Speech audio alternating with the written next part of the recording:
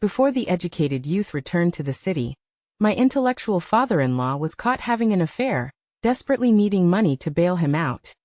Rain poured down. I knelt in the mud, my 9-month pregnant belly aching. I begged my husband John for 30 yuan. Instead, John kicked me squarely in the chest, knocking me into the mud. He pulled out his savings, money I had earned working in the fields day and night, and sewing shoe soles. Right in front of me, he stuffed it into the educated youth Lucy's Dacron shirt pocket. Lucy needs a nice dress for her return to the city. To save my father-in-law's life, I lunged forward, grabbing at his trouser leg.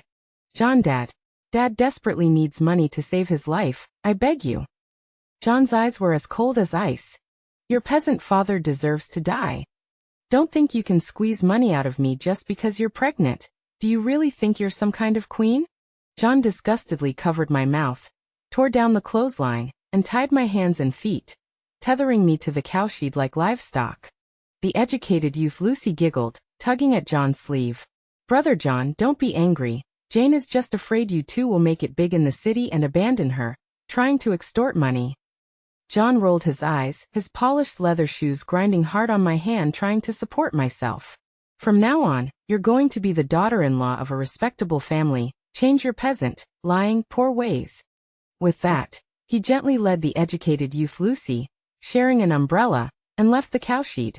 Amniotic fluid mixed with blood soaked my pants.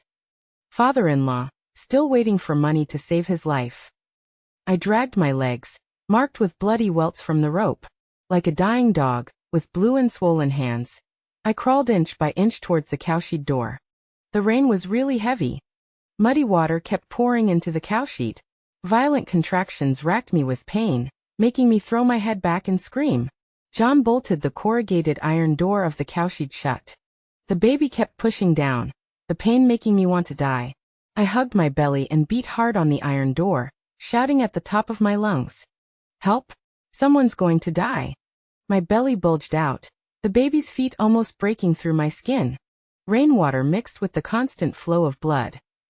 The cold wind blew in through the cracks, wet and cold, making me shiver all over. If things continued this way, the baby in my belly would probably not survive. I heard approaching footsteps. I desperately squeezed my face into the crack of the door.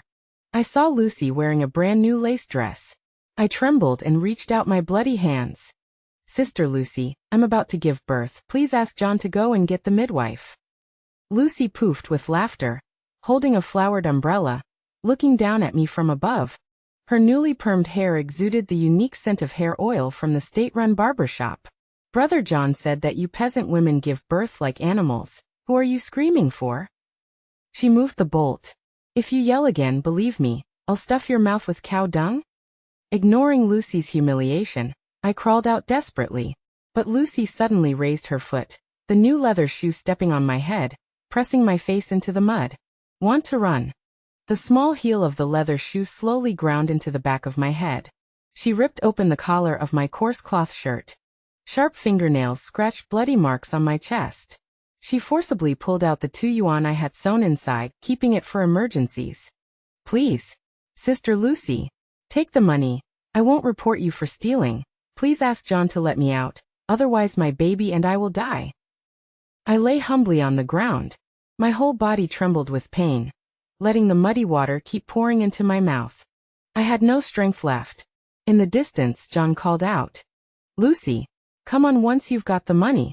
Lucy sneered. Jane, Brother John told me where to get this money, and told me to take it.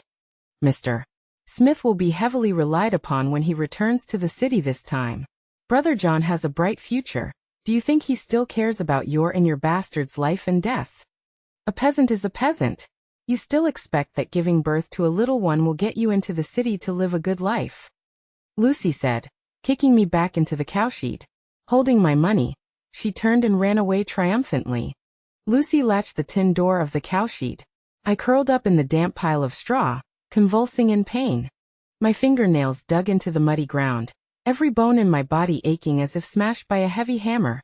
Ah! The heart-wrenching scream was swallowed by the thunder as soon as it left my lips. There was a rustling sound outside the tin door. I desperately crawled to the crack by the door. Through the gap, I saw the terrified face of the mute child who herded the cattle. "Help me! Go get someone!" I squeezed out the last of my strength and desperately shook the iron door with my bruised and purple hand. But the child acted as if he had seen a ghost. Without looking back, he took off running. As if a single step slower, he would be devoured alive by a demon. Only then did I notice that my arms were covered in bloody scratches. The skin of my hand, torn by the tin, was turning inside out. My hair was disheveled, and my whole body was covered in mud and water. Even a female ghost crawling out of hell wouldn't look worse than this. The excruciating pain of childbirth felt like tearing me apart alive. I leaned my head back and slammed it against the wall, my face already indistinguishable between rain and tears. I couldn't understand why John would do this to me. Ever since I married him, every day, at the first cock's crow, I had to get up in the dark. John's mother was paralyzed on the heated brick bed in the West Room, and she would make a fuss 3 times every night. She would deliberately make a mess, then grab the chamber pot and throw it at me, leaving me covered in bruises, without a single patch of good skin. When she was unhappy, she would pour scalding corn porridge on my face, burning a string of blisters. That was also a common occurrence. Only after taking care of her mother-in-law would the sky just barely turn a fish belly white. Then I would have to carry 2 hoes to the fields. John was an educated man. He couldn't do hard labor.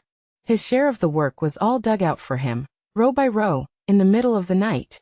Once, I was so tired that I fell on the ridge of the field, and when I woke up, my mouth was full of mud and dirt.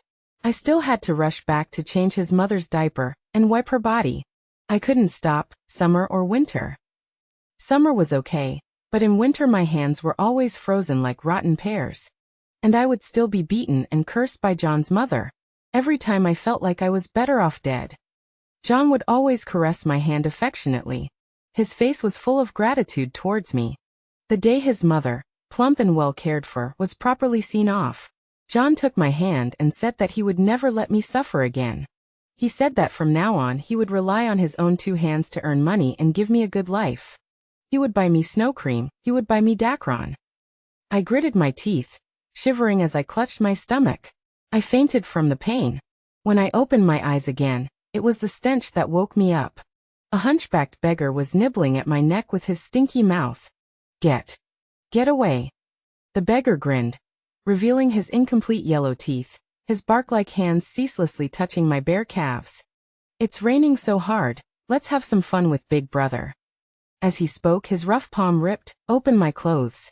A huge wave of disgust and fear instantly swept through my entire body. "Get out!" I grabbed the straw under my hand and poked it into the beggar's eyes. But he slapped me back with his hand, causing a buzzing in my ears. "You little bitch. You dare hit me."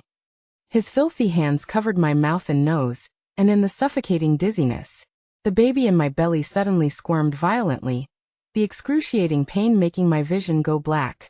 The beggar tore off my belt, his knees violently pushing apart my trembling legs. The smell of sweat, the stench of mud mixed with the smell of blood, filled my nostrils. I desperately protected my belly, the rotten straw piercing the wounds on my back, but I didn't care about the pain. The beggar tore open my pants, panting heavily.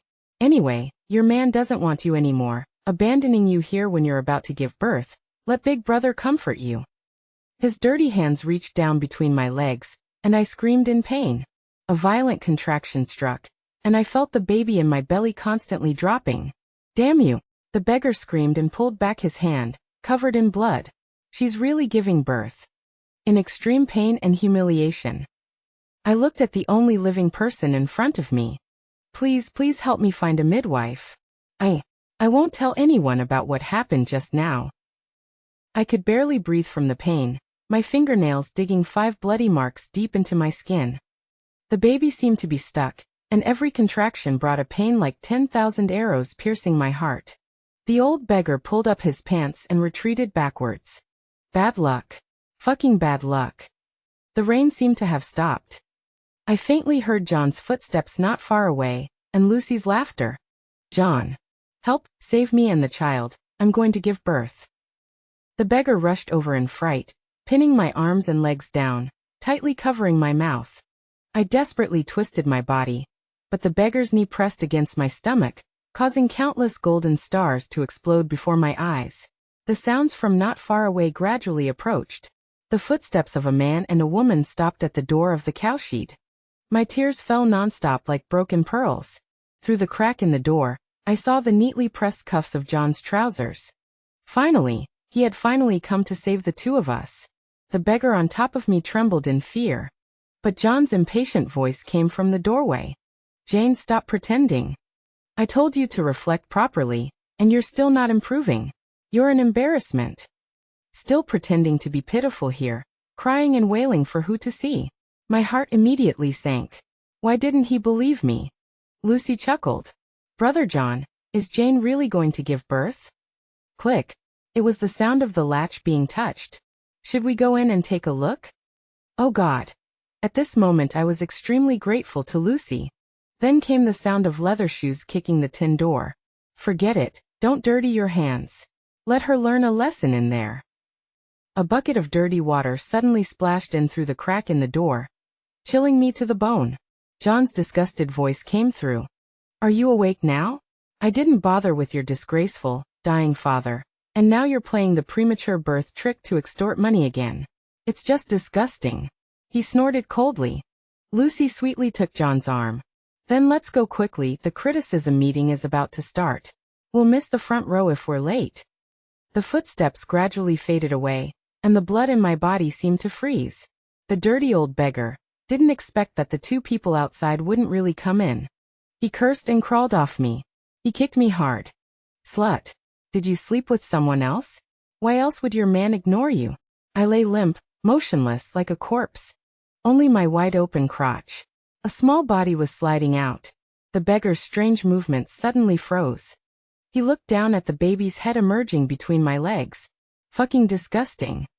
The beggar cursed, wrapping his tattered clothes tighter around himself. Before leaving, he kicked over the pile of straw by the door, and didn't forget to bolt the door from the outside. The moment the iron door clanged shut, I heard the weak cries of the baby, like a kitten. With trembling hands, I picked up the newborn. Shivering, I bit through the umbilical cord with my teeth. "Cry, good baby. Cry loudly." I tore open my cotton coat to wrap him. But I couldn't tell which was colder, the cotton coat that John had just splashed with cold water, or the baby's body. I brought the baby to my chest, my breasts aching, but only blood came out. His little mouth was open, like a fish out of water. I Wong Wan Ly shoved half a finger into his mouth, and he sucked on it twice before letting go. His body slowly turned an unsightly bluish white. "Mommy will warm you up." I held him close to my heart, desperately rubbing his body back and forth with both hands. But the baby in my arms was breathing weaker and weaker. At first there were still a few weak cries. His little feet suddenly twitched and kicked me once. Then he gradually became motionless. I felt as if I had been thrown into an ice cellar. I raised my hand and bit my finger, drawing blood. I brought the blood to the baby's lips. But the little guy wouldn't take a bite. His tightly closed eyes, not yet open to see this world, released their tiny fists. I held him to my face, endlessly warming him with my tears. This little guy who had been in my belly for 9 months still grew cold. Down with the hooligan. At the commune's public criticism meeting, John stood at the back of the crowd, the progressive youth medal on his chest shining brightly. He clenched his fist, his voice high-pitched, louder than anyone else. He vaguely saw the old hooligan tied up, the treasured blue coat hanging on him. John was incomparably excited at this moment. He had bought that coat in the city. There were only 2 in the entire commune. He had one, and Jane's father had the other. No wonder Jane wanted to pay to redeem him. It turned out her father was having an affair with someone. He was a progressive youth, taking the opportunity to divorce the hooligan's daughter and draw a clear line. That was a symbol of loyalty to the party and the revolution. The people around him looked at him suspiciously. "John, that's your father." John snatched the tin megaphone from the militia member, his voice distorted with excitement. "We must resolutely draw a clear line with this kind of morally corrupt hooligan." John swung his leather belt and rushed onto the stage. "I'll teach this. A lesson for everyone." The belt froze in midair. Everyone's eyes were focused on John. under his meticulously groomed, slicked-back hair. His face had become horribly pale. Big Mike, with half a dry pipe in his mouth, stared at John and kicked Mr. Smith hard. "I gave you a chance, but your son wants nothing more than to see you disgraced." His own father, the intellectual Mr. Smith, was tortured beyond recognition, his waxy yellow face like a desiccated corpse. 2 lines of muddy tears rolled down his face. His mouth was stuffed with smelly socks, unable to utter a single word. John was as if struck by lightning, frozen in place, watching his own father unable to move. His lips moved, but he couldn't utter a word for a long time. None of the onlookers weren't watching him with their arms crossed. John's political awareness as an educated youth is really high. His own father got into a shameless mess, and he's the loudest in scolding. That's why he's called a progressive youth. Big Mike spat at John. He turned and dragged Mr. Smith like a dead dog, throwing him in front of the commune leader. "Secretary Davis, this old white-faced bastard Mr. Smith hooked up with my wife. I caught them in bed. The commune has to deal with this." Secretary Davis's face also turned ugly. "Mr. Smith, the organization valued you. You were going to be transferred back to the city in 3 days. Why couldn't you control the 2 ounces of meat in your crotch?" Ever since receiving the document from above, knowing that Mr. Smith was about to rise to prominence, Secretary Davis had been smiling and sucking up to Mr. Smith these days, treating him like a grandson, hoping that this granddaddy would remember the suffering he endured while working as a sent-down youth in Sephora Village after he became successful. If he could get Mr. Smith's favor and get support, he might even become the town mayor. Secretary Davis recalled how he had been obsequiously kissing Mr. Smith's ass. He became increasingly resentful. Big Mike was still ranting endlessly. "Secretary Davis, this is hooliganism. Everyone is watching. You can't protect him." As he spoke, he spat a mouthful of phlegm on Mr. Smith's face. Mr. Smith closed his eyes tightly, retching incessantly. But with the smelly socks stuffed in his mouth, he couldn't even vomit. His crotch was soaking wet. John watched helplessly as his own father was tied up by the commune's red guards. A big character poster with the crime of hooliganism was pasted on him.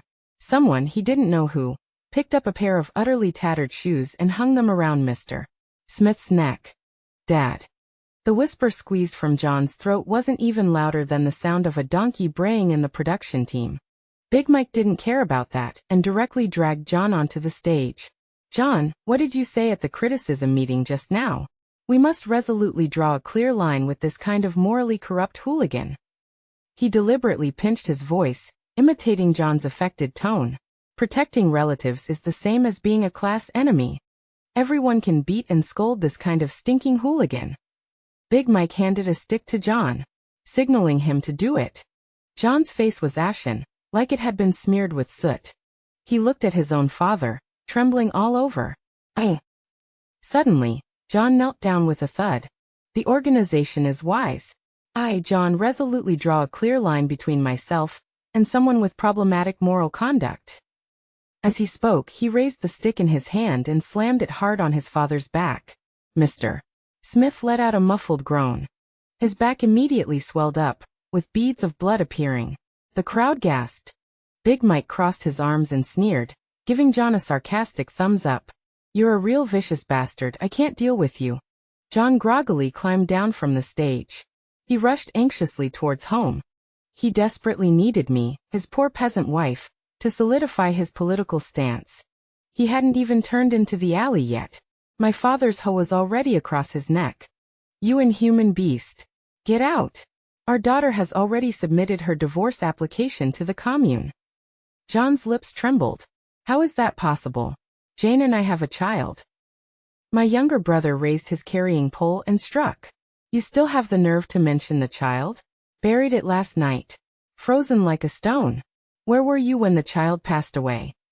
I didn't go outside, but I heard that John knelt at the door, crying for an entire day and night. He only left when it was dawn. In the end, the next day, I didn't receive the divorce certificate. Instead, the commune's director Susan led John into my house, accompanied by several aunties and older women. "Jane." Director Susan warmly grasped my calloused hand. Comrade John has realized his mistake. She gestured behind her. John immediately bowed deeply. His voice was gentle, with a hint of remorse. His white Dacron shirt was washed until it shone. He looked refined and stood tall like a young poplar. Jane, I know I was wrong. Director Susan patted him on the shoulder. She turned inside to the aunties and older women gathered in the yard. Young people are bound to make mistakes, right? John has admitted his mistake, and we have to give him a chance. John, like a wounded, pitiful puppy, shuffled in front of me. My dad is my dad and I am me. I'm also sad about the child's death. We can have more children. Please don't divorce me because of my dad's matter, okay? Director Susan stepped in to help. Jane, we are all progressive young people. We don't believe in guilt by association. What does it matter to him that John's dad is having an affair? As a wife, you have to think about your husband, right? If you divorce him now, he won't be able to return to the city. Is that something to be proud of? That's right, that's right. Widow Johnson squeezed to the front. Couples shouldn't hold grudges overnight. John is such a good young man, handsome and educated. Where will you find another like him? Don't make a fuss. You can have another child, but if a man's heart turns cold, he'll never come back. John opportunely reddened his eyes, his voice choked with emotion. Jane, I was blinded by greed that day. I wasn't there to take care of you when you gave birth. He sniffled, raising his hand to wipe away non-existent tears. If you're willing to forgive me, I promise I'll treat you well in the future. I guarantee I'll never make such a mistake again. He reached out to take my hand, but I brushed him away. Seeing his hypocritical face, I felt only disgust. Guarantee? What can you guarantee with? Guarantee with your father's philandering ways? Or guarantee with your cruelty that killed our own child? Director Susan immediately frowned.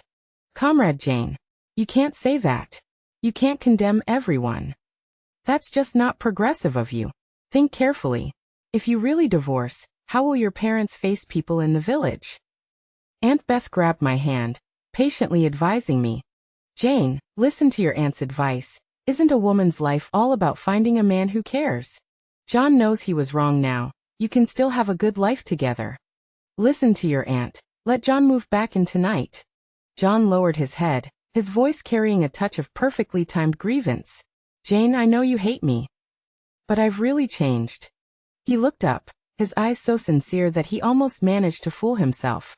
The surrounding women nodded, chiming in with their advice. Yes, Jane, give him a chance. These days, it's common for babies to be stillborn. John is a well-regarded educated youth in the county.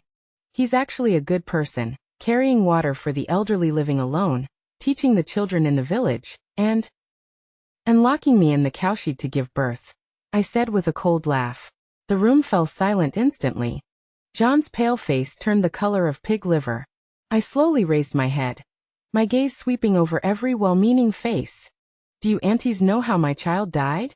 I trembled as I unbuttoned my cotton-padded coat. The bruises from the clothesline were already black and purple, covered with several scabs. They were wrapped around my wrists and ankles like poisonous snakes, a shocking and terrifying sight. The bruises on my chest and stomach, kicked by leather shoes, were swollen and yellowing. Everyone present gasped. They were all farmers, used to being rough and clumsy. The young girls and married women secretly envied me. Being able to marry a refined and educated man like Gu's son. Who would have thought that the educated man was a beast, treating his own wife like an animal? Director Susan's eyes reddened on the spot. She refused to say another good word for John. She started scolding John. You were born and raised by your parents. How can you be so wicked? No wonder the child was born dead. I bet you beat her to death while she was pregnant. Several aunties gathered around, helping me close my clothes, righteously protecting me. I've never seen anyone bullied like this. Jane was beaten like this when she was 9 months pregnant. Living behind closed doors. Who knows what they did to her when no one was watching? He looks respectable with his glasses on, but he's crueler than a landlord in secret. John's mouth opened and closed. I didn't. He wanted to say that he didn't beat me, but everyone was watching with their own eyes. No matter how shameless John was, he couldn't utter such lies. Comrade Jane, it's against the law to beat and imprison someone in a cowshed. You should sue him and make him face the law. Several women comrades advised me in unison. John's face, which had been pale from lack of sleep for days, was now as black as the bottom of a pot. He clearly wanted them to persuade me to reconcile. How did things turn out like this? John suddenly lunged forward and grabbed my wrist. Jane, you know I didn't mean to. I just wanted to teach you a lesson. Tell everyone it was a misunderstanding. Slap. A loud slap landed on John's face. Aunt Sue from the production team, with her thick arms, stood between us. Do you think we're all blind? These scars can't grow on their own. I raised my hand to wipe away the tears on my face, my eyes filled with unconcealable hatred as I looked at John. When the child was frozen to death, John was flirting with Lucy in the supply and marketing cooperative, applying snow cream. John was the child's father. What right did I have to forgive him on behalf of that child? I'm going to sue. These 3 words were like a thunderclap. Startled, John jerked his head up. His refined glasses still had flecks of saliva from the earlier beating. His eyes bulged, instantly making him look ferocious. Jane, are you crazy? I'm your husband. From now on. From now on. I sniffled, took out the blood-stained swaddling cloth from my bosom. When the child froze to death alive, why didn't you say you were my husband? Why didn't you say you were the child's father? John's lips trembled. I was just busy, I didn't have time. I threw half a supply and marketing cooperative receipt in his face. Busy using my hard-earned money to buy dresses and vanishing cream for your good sister. The aunties and grannies' resentment towards John deepened even further. Some even grabbed Lucy's hair directly. Bah. Shameless hussy. I think this Lucy is no good either. Maybe she and John have been hooking up and committing adultery for a long time. Lucy's tears streamed down her face in pain. She struggled ceaselessly in Aunt Beth's grip. I didn't. I and Comrade John have a clear conscience, don't wrong me. Oh, you have a clear conscience. Now you call him Comrade John. Didn't you used to call him Brother John? What respectable young lady would spend so much of other people's money? A full 30-odd yuan. In our production team, that's enough to marry a wife. The crowd's spittle flew back and forth. They wished they could drown Lucy. Lucy's fair face was now flushed red. She covered her disheveled braids, tears welling up in her eyes. You're slandering me. Comrade John and I have a revolutionary friendship. It's just because we're both from the city, he feels sorry for me. Tom from the production team squeezed in.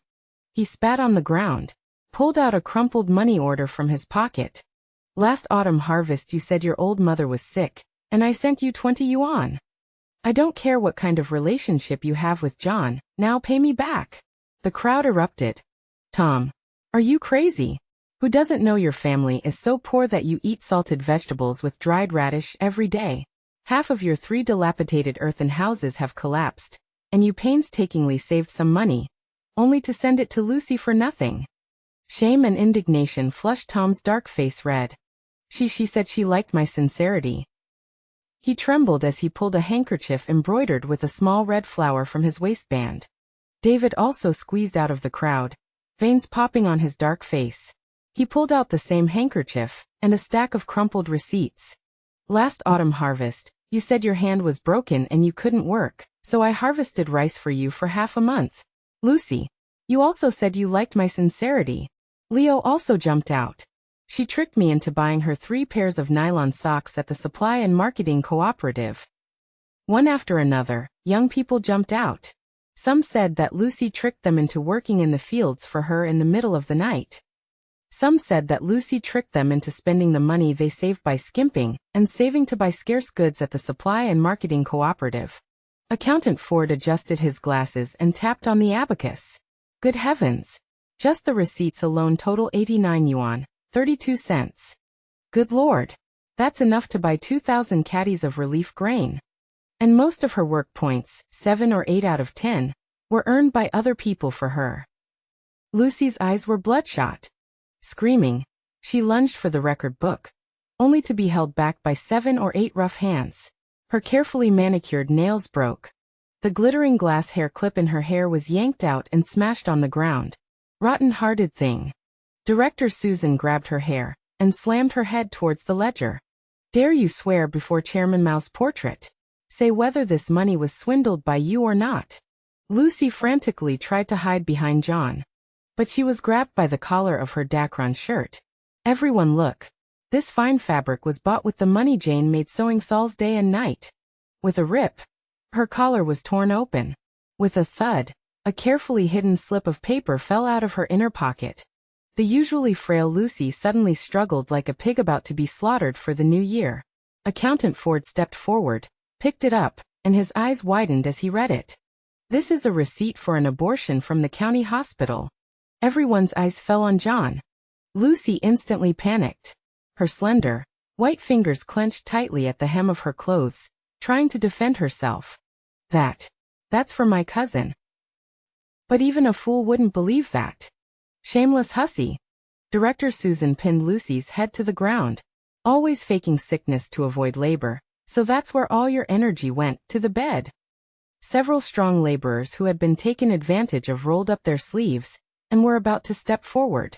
She suddenly screamed and grabbed John's leg. "John, say something. You're the one who took me to the city. You know, I was accompanying my cousin." John was staring at her as if she were something filthy, his gaze colder than winter icicles. Veins bulged on his forehead as he clenched his fists. "I have nothing to do with who got Lucy pregnant. I just gave her a ride to the city out of revolutionary friendship, because I heard she was going. Who knew she was going for an abortion?" Lucy felt like the sky was falling. She had indeed accompanied her cousin for an abortion, keeping the receipt to blackmail her later, in the hopes of extorting something from her in the future. If it had been her own abortion, she would have torn it up long ago. But John's words put all the blame on her.